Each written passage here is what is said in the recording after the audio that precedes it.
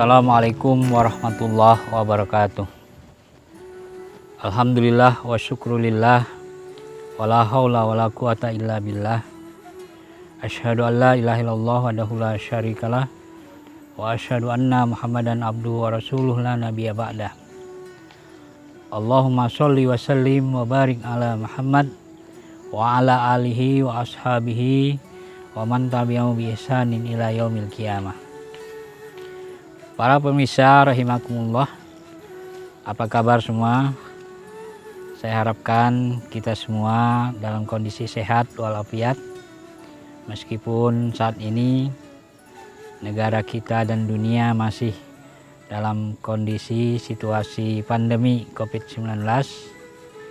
Kita semua berharap dan berdoa semoga COVID-19 ini segera berlalu dari negeri kita dan kita bisa menikmati bulan suci Ramadan ini dan meraih kemenangan pada 1 Syawal. Semua amal ibadah kita diterima oleh Allah Subhanahu wa taala. Amin ya rabbal alamin. Selawat dan salam semoga selalu kita limpahkan pada junjungan kita yang mulia Nabi besar Muhammad sallallahu alaihi wasallam. Para pemirsa yang budiman, dalam kesempatan ini kembali kita bersama-sama mengkaji tentang Nuzulul Quran, yang mana Nuzul Quran ini sebagian besar kita umat Islam memperingatinya setiap bulan suci Ramadan, tepatnya pada pertengahan bulan Ramadan. Dan biasanya juga tanggal-tanggal yang diambil bertepatan dengan 17 Ramadan. Meskipun banyak juga yang tidak mesti tepat pada 17 Ramadan atau malam 17 Ramadan. Para pemirsa yang budiman, memang ada perbedaan tentang turunnya Al-Quran. Ada 5 tanggal yang para ulama itu berbeda pendapat. Tapi yang muktabar, yang banyak dipakai memang 17 Ramadan. Sebagaimana Imam Tabari mengutip pernyataan dari Hasan bin Ali bin Abu Thalib bahwa Al-Quran di dalam surat Al-Anfal ayat 41, di mana di situ dinyatakan bahwa Al-Quran diturunkan pada Yaumal Taqal Jam'an, bertemunya 2 pasukan besar. Dan di situ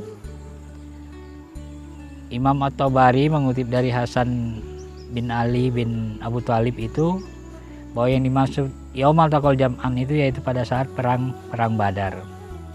Dan perang Badar itu berada dalam bulan Ramadan dan pada saat 17 Ramadan. Yang mana perang Badar ini alhamdulillah umat Islam dapat memenangkan, dan termasuk perang yang terbesar di antara perang-perang lainnya yang diikuti oleh Rasulullah SAW. Para pemirsa yang dirahmati Allah, kembali kita pada Nuzul Quran. Di dalam surat Al-Qadar itu secara tersirat juga menyatakan bahwa ulama-ulama ahli tafsir bahwa malam Lailatul Qadar itu juga bertepatan dengan turunnya Al-Quran. A'udzubillahi minasyaitonirrajim. Inna anzalnahu fi Lailatul Qadar. Wa ma adraka ma Lailatul Qadar. Lailatul Qadri khairum min alfi syahr. Tanazzalul malaikatu warruhu fiha bi'idzni rabbihim min kulli amr. Salamun hiya hatta matla'il fajar. Nah, di situ dinyatakan min alfi syahrin. Orang yang mendapatkan Lailatul Qadar, amalannya, ibadahnya itu dihitung oleh Allah, berkah yang diberikan oleh Allah itu lebih baik daripada 1000 bulan. Dan ulama-ulama tafsir ada yang berpendapat bahwa termasuk diturunkannya Al-Quran itu pada malam Lailatul Qadar. Dan salah satunya tanggal di bulan suci Ramadan itu adalah 17 Ramadan. Meskipun di dalam riwayat yang lain Rasulullah menyuruh kita untuk menjaga 10 akhir dari Ramadan untuk mendapatkan Lailatul Qadar, sehingga Rasulullah dan para sahabat 10 akhir Ramadan itu banyak iktikaf di masjid, semakin memperbanyak amal ibadah yang biasanya tadarus mungkin 1 juz menjadi 2 juz dan seterusnya, karena mengharapkan Lailatul Qadar itu. Nah, di dalam tafsirnya Profesor Quraisy Shihab, orang yang mendapatkan Lailatul Qadar itu selalu berada di dalam rel kebenaran. Artinya selalu mendapat hidayah, petunjuk dari Allah Subhanahu wa taala. Nah, orang yang diturunkan oleh Allah dalam hal ini Nabi kita Nabi Muhammad SAW dengan diturunkannya Al-Quran, itu kita melihat sendiri bagaimana Rasulullah SAW selalu berada dalam bimbingan Allah, sehingga beliau disebut juga manusia yang suci, yang tidak pernah luput dari kesalahan. Apabila ada, langsung mendapat isyarat dari Allah supaya beliau itu tidak berbuat salah. Termasuk kasus yang banyak kita dengar, cerita yang pernah kita di media atau di kisah-kisah ustadz dan sebagainya tentang orang yang buta Umi Maktum. Yang sebenarnya Rasulullah pada saat itu bukan melecehkan orang yang buta ini, Umi Maktum, tapi memang beliau lagi konsentrasi kepada sahabat yang saat itu juga menyampaikan permasalahan.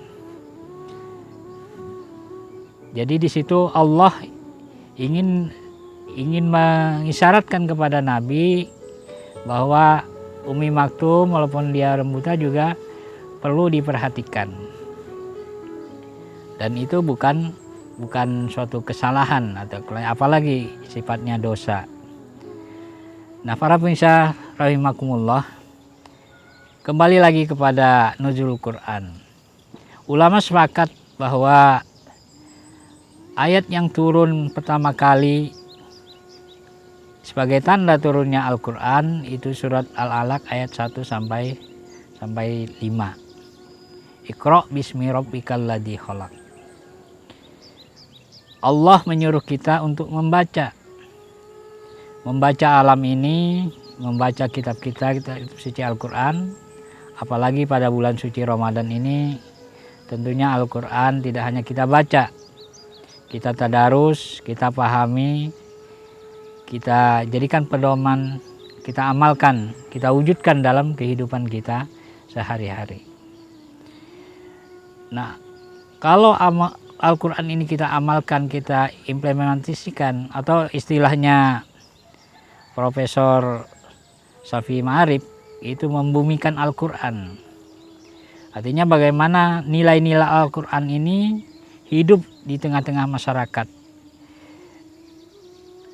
Akhlak Rasulullah dinyatakan oleh Aisyah dengan khuluqu Al-Quran. Bagaimana akhlak Rasulullah yang disebut dengan akhlak Al-Quran? Beliau selalu lemah lembut kepada siapa saja, termasuk kepada orang-orang kafir, orang-orang yang tidak mengakui kenabian beliau. Bagaimana kita melihat dalam satu riwayat, beliau selalu diganggu oleh orang kafir ketika mau menuju Masjidil Haram, tetapi ketika orang ini sakit, Rasulullah menengoknya. Di tengah-tengah saudara-saudaranya yang kafir itu tidak menengoknya. Nah, inilah akhlak Al-Quran. Para pemirsa rahimakumullah, Umar pernah mengambil dalam satu riwayat dari Rasulullah bahwa akan tiba masa di mana orang umat Islam khususnya itu terdepan, boleh dikatakan umat yang maju. Tapi di satu sisi ada suatu generasi umat juga yang menyatakan bahwa kami ini yang terbaik. Terbaik kenapa? Terbaik karena membaca Al-Quran. Mungkin dia menganggap sebagai qori yang hebat, sebagai qoriah yang hebat, sebagai hafidz, penghafal Quran, sebagai penghafal Quran yang hebat, dan sebagai ahli tafsir yang hebat. Tapi apa kata Rasulullah? Mereka memang ahli Al-Quran, ya. Boleh dikatakan sebagai ahli Al-Quran. Tetapi kata Rasulullah, mereka ini adalah bahan bakarnya api neraka. Nauzubillahi min dzalik. Artinya para pemirsa rahimakumullah, bulan Ramadan ini kesempatan bagi kita untuk lebih banyak lagi, lebih dekat lagi dengan Al-Quran. Baik itu membacanya, tadarus, maupun di dalam kita mengkaji-kaji ayat-ayat, baik itu yang sifatnya kajian untuk muamalah, untuk ibadah, dan sebagainya. Namun kita juga jangan lupa kajian, pedoman kita itu tidak lebih dari untuk kita mendekatkan diri kepada Allah Subhanahu wa Ta'ala. Jangan sampai Al-Quran itu menjadikan kita sombong. Mungkin kita sudah menjadi ahli tafsir, mungkin kita sudah menjadi ahli baca Al-Quran yang bagus. Tapi jangan kita lupa, kita hanya manusia biasa. Yang memberikan kita semua itu adalah Allah Subhanahu wa Ta'ala. Mudah-mudahan dengan nuzul Quran yang kita peringati, sekali lagi kita semakin dekat dengan Al-Quran dan lebih dekat lagi kepada Sang Pencipta Al-Quran, yaitu Allah Subhanahu wa Ta'ala.